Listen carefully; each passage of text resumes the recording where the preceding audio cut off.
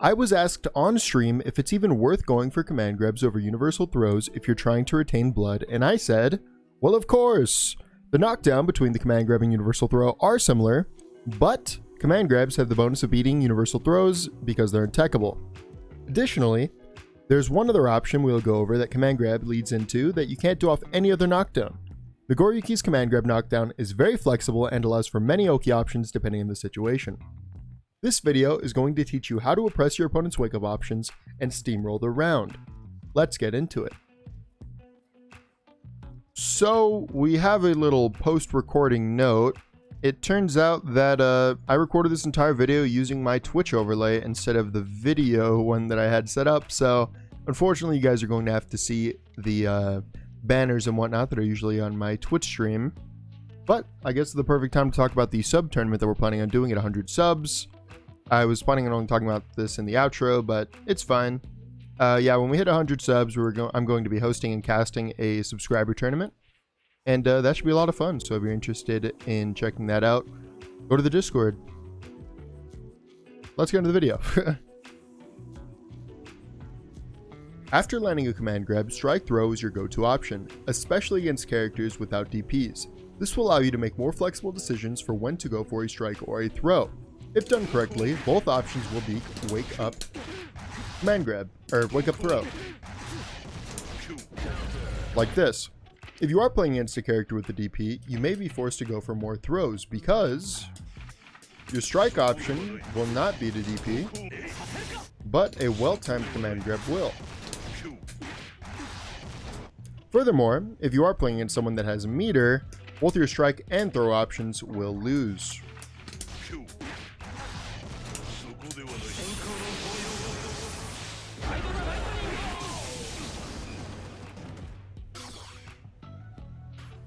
That leads us to our next option, the safe option. This often means giving up true pressure while maintaining the facade of pressure to get the opponent to use a DP or overdrive.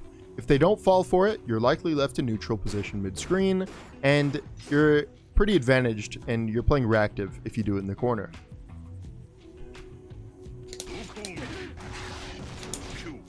It's actually fairly safe to just Fukyo right up to somebody because, as we said before, both options are going to lose to universal throw, so a good opponent isn't likely to use universal throw on wake up.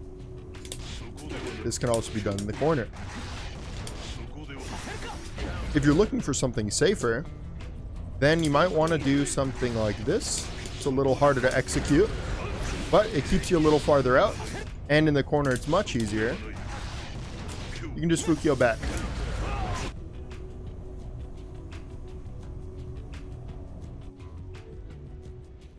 The next option is what this video is all about, retaining blood after a command grab. So after landing a command grab, you can use about 3 specials and be right back where you were in the blood gauge before the command grab. This means that we can lock down our opponent with our oppressive special moves while doing chip damage and building risk, and by the end of it, our blood will be back where it started. So, how do we start this setup? And there are 2 options. First is to Fukyo close slash, like we would on a regular strike throw. We'd go close slash directly into 6H, no delay. Note that this does have the same weaknesses as going for a regular strike. You can still be DP'd. We're hit there. Our next one, actually we'll keep the DP on for this, is a safer option where we Fukyo back 6H and we'll be safe from some DPs. To the best of my knowledge, it's safe to every DP besides Leo's. So, what do we do once the opponent has blocked the 6H? From there, we can cancel into any of our specials, leaving gaps with delays between them to frame trap, or locking them down and forcing chip and building risk without delays. Note that this option is weak to FD, so you will quickly need to audible if you see that they are FDing. Let's show some sequences.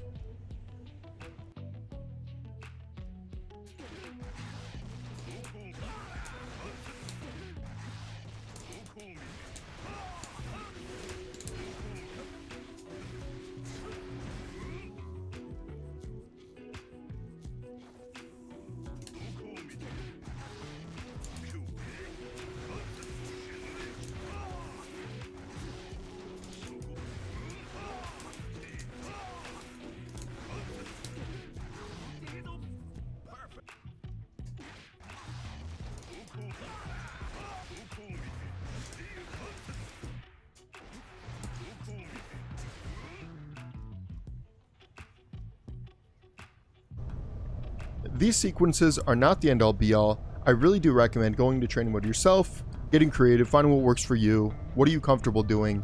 But I do have some general notes about FD for you. So if you are FDing, you are going to be left +2 frames more advantage than usually would be on that particular move on block. You can't tick throw if they FD, you'll be pushed too far back, and people FDing are more inclined to continue blocking rather than jump or mash, so consider just going in for a Fukio command grab.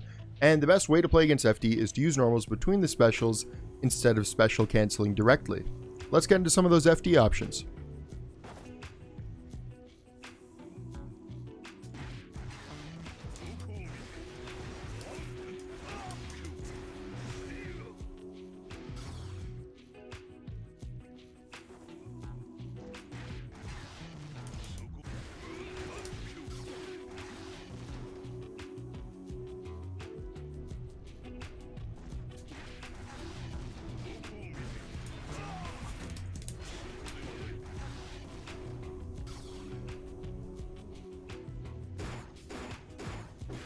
Our last option after command grab is going to be using our meter to our advantage.